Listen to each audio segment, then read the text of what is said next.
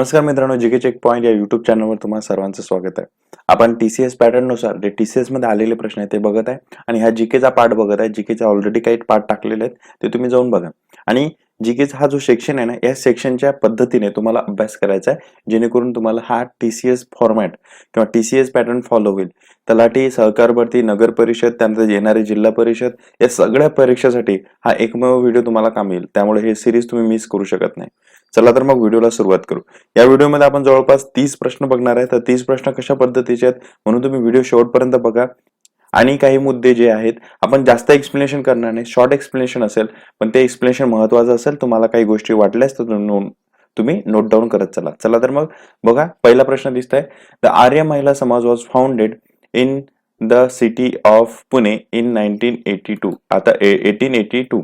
तर कोणी फाउंडेड केले? ते पंडिता रमाबाई. ठीक आहे ना. आपल्याला आर्य महिला समाज हे पंडिता रमाबाई यांनी स्थापन केलेले दिसते.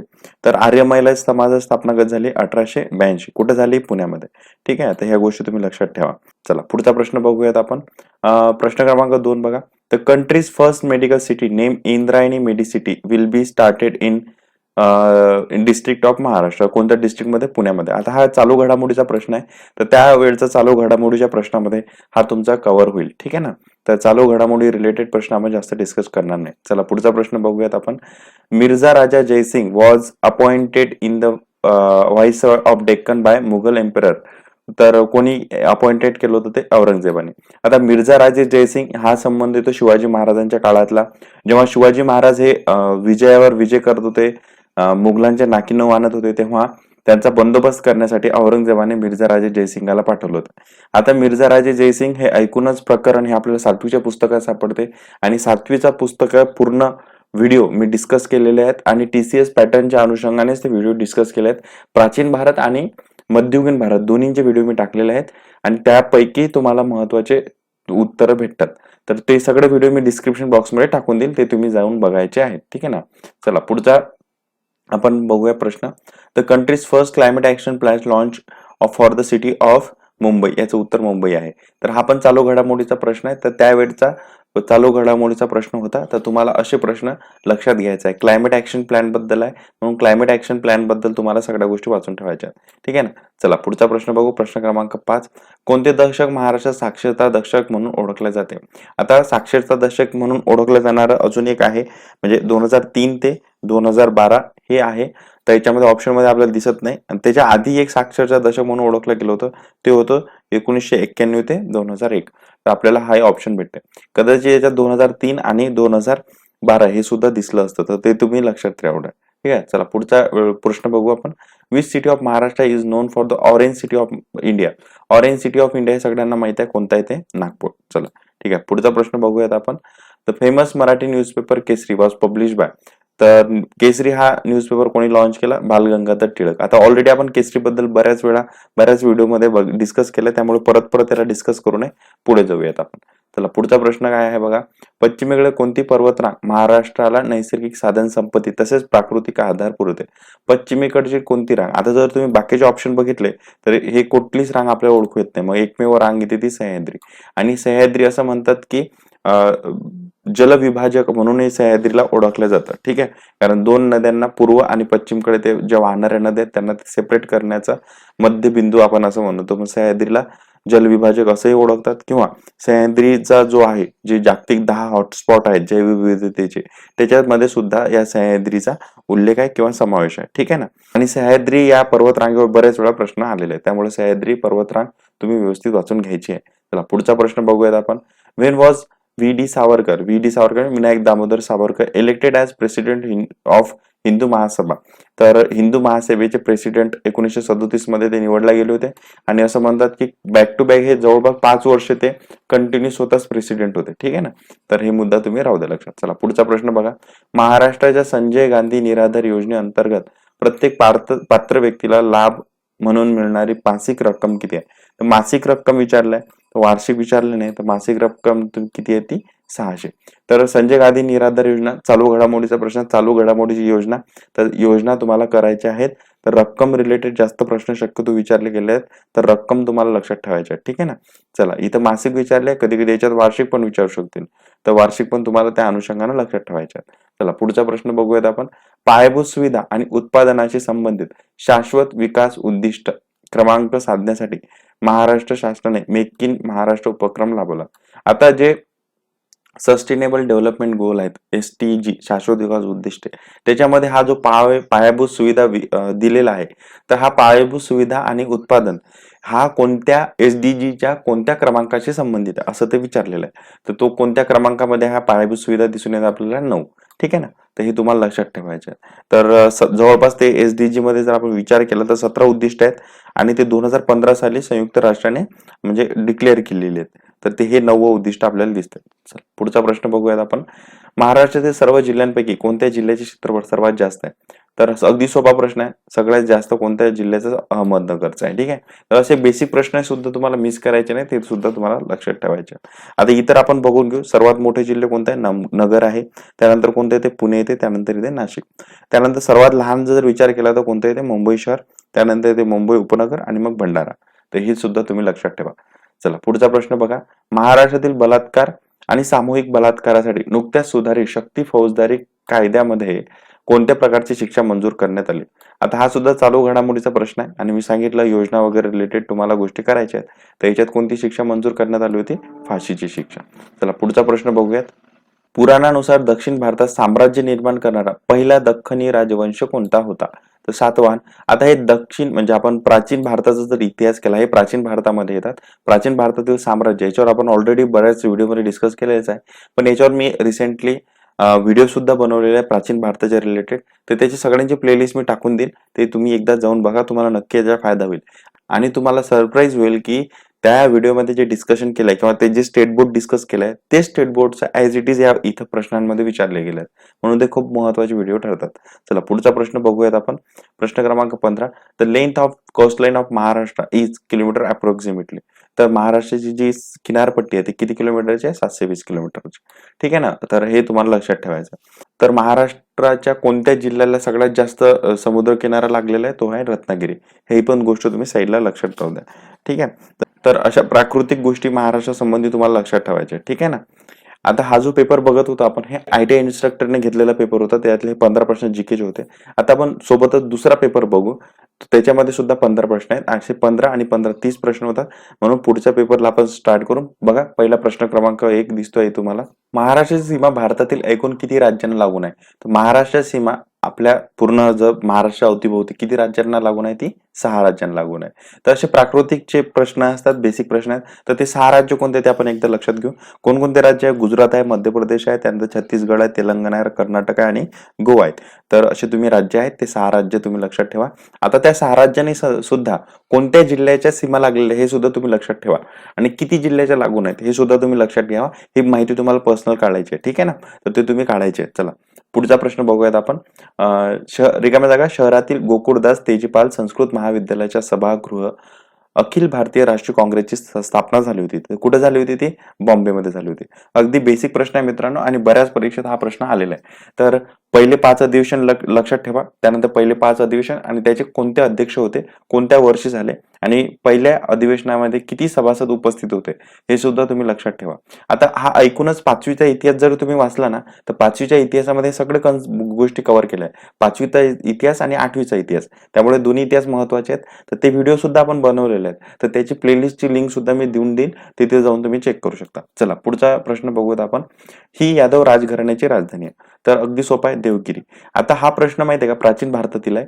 अगदी 6वीच्या पुस्तकातला आहे. 6वीचा इतिहास. तर 6वीचा इतिहास तुम्ही वाचला नसेल तर वाचून घ्या किंवा मी व्हिडिओ बनवलाय ते कोणता पोर्शन कशासाठी महत्वाचा आहे किंवा कसा इम्पॉर्टंट आहे. त्यामुळे तुम्ही व्हिडिओ बघितलं तर बेस्ट आहे किंवा तुम्ही पुस्तकही वाचू शकता. तर दोन्हींची लिंक मी दिलेली आहे. पुस्तकाची PDF साठी तुम्ही टेलिग्राम चॅनलला जॉईन करू शकता.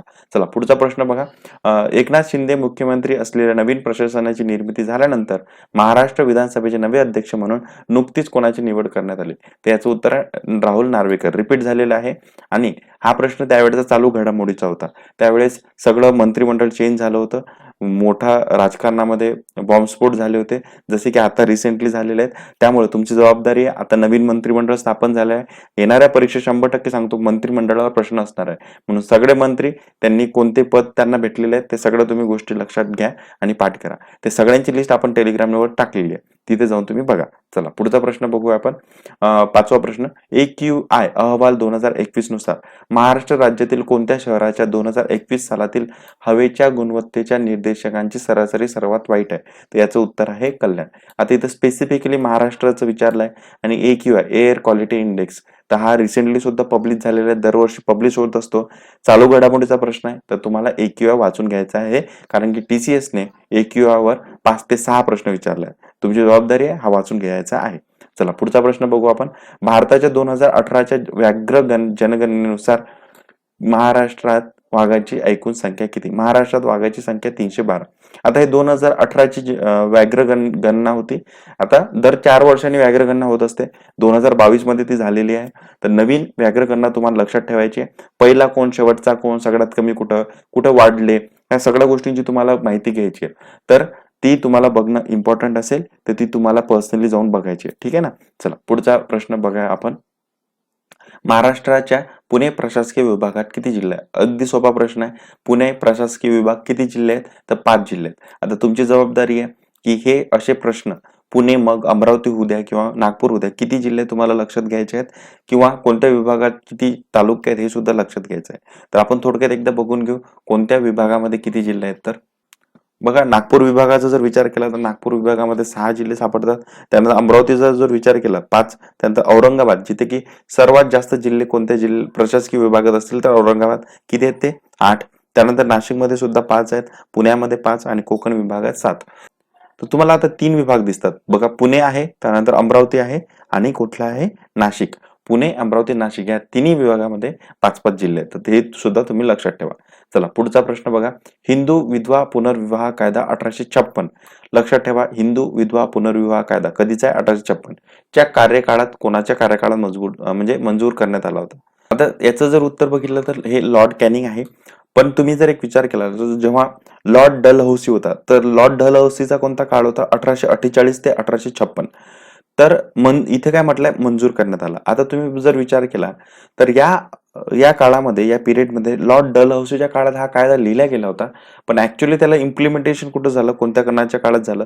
तर लॉर्ड कॅनिंगच्या काळात झालं. म्हणून हे तुम्ही गोष्ट लक्षात ठेवा. तर हिंदू विधवा पुनर्विवाह कायदा 1856 कोणाच्या काळात मंजूर झाला? तर लॉर्ड कॅनिंगच्या. आता याच्यामध्ये सुद्धा तुम्ही जेव्हा अभ्यास करसाल ना, तेव्हा लॉर्ड डलहौसीच्या संबंधित बरेच प्रश्न येतात, कारण की याने बरेच कामगिरी केलेली आहे. लॉर्ड डलहौसी महत्वाचा आहे, ते तुम्हाला वाचायचं आहे. म्हणजे जसं की लॉर्ड डलहौसीच्या संबंधित जर काही गोष्टी जर आपण डिस्कस केल्या तर तो कोणता आहे? वूडचा खलिता आहे, त्यानंतर खालचा धोरण आहे, रेल्वेचा शुभारंभ आहे, त्यानंतर तार विभागाची स्थापना आहे, त्यानं प्रत्येक प्रांतात PWD म्हणजे बांधकाम विभाग सुरू केले होते, त्याने टपाल सेवा सुद्धा सुरू केल्या. तर हे ऐकूनच गोष्टी डलहौसी संबंधित आहे, त्यामुळे डलहौसी महत्वाचा आहे. तरी सध्या याचं उत्तर काय सापडतं आपल्याला? Lord Canning. चला पुढचा प्रश्न बघा. महाराष्ट्र सरकारने 2 जून 2021 रोजी कोविड मुक्त गाव नावाची स्पर्धा जाहीर केली होती.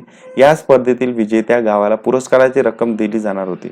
तर ती रक्कम किती होती? तर ती काय होती? 50 लाख रुपये. चालू घडामोडीचा प्रश्न, तर असे प्रश्न तुम्हाला लक्षात ठेवायचे आहेत. ठीक आहे ना. चला पुढे जाऊयात आपण. IMA महाराष्ट्र राज्य सामाजिक सुरक्षा योजनेच्या अध्यक्षपदी 2023 पर्यंत कोणाची निवड केली आहे? तर याचं उत्तर आहे डॉक्टर जयंत नवरंगे. हा सुद्धा चालू घडामोडीचा प्रश्न. तर असे प्रश्न तुम्हाला करायचे आहेत चालू घडामोडीच्या संबंधित. आता तुम्हाला लक्षात येत असेल की चालू घडामोडीचे प्रश्न किती येतात? जर इथं 15 प्रश्न आहेत तर 15 प्रश्नामध्ये चालू घडामोडीचे प्रश्न जवळपास 3 ते 4 आहेत. आणि आपला तलाठी किंवा सहकार भरती किंवा हे आहे तर तिथं 25-25 मार्कचा पेपर असणार आहे. मग 25 मध्ये जवळपास 5 ते 6 प्रश्न तुम्ही अपेक्षित करा की चालू घडामोडी असणार. त्यामुळे चालू घडामोडी तुम्ही वाचायच्याच आहेत. चला पुढचा प्रश्न बघा. संभाजी महाराजांनंतर कोण मराठा साम्राज्य छत्रपती झाले? आता आपल्याला माहित आहे छत्रपती शिवाजी महाराज होते, त्यानंतर संभाजी महाराज आले, त्यानंतर कोण आले? ते राजाराम महाराज. आता हा पूर्ण इतिहास आपण 7वीच्या इतिहासामध्ये ऑलरेडी डिस्कस केलाय, त्याचे व्हिडिओ सुद्धा टाकलाय आणि ते डिस्क्रिप्शन बॉक्समध्ये मी सगळं टाकून दिलेलं आहे. तुम्ही जा तिथे बघा किंवा आपल्या 7वीचं पुस्तक सुद्धा तुम्ही वाचू शकता. चला पुढे जाऊयात आपण. 2011च्या जनगणनेनुसार हा महाराष्ट्रातील सर्वात कमी लोकसंख्येचा असलेला जिल्हा आहे. सगळ्यात कमी लोकसंख्या कोणत्या जिल्ह्याची? सिंधुदुर्ग जिल्हा.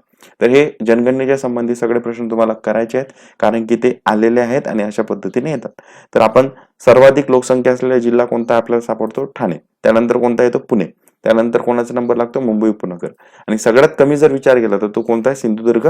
त्यानंतर येतो गडचिरोली आणि त्यानंतर येतो हिंगोली. हे 3 तरी तुम्ही ऍटलिस्ट लक्षात ठेवा. चला पुढचा प्रश्न बघूयात आपण.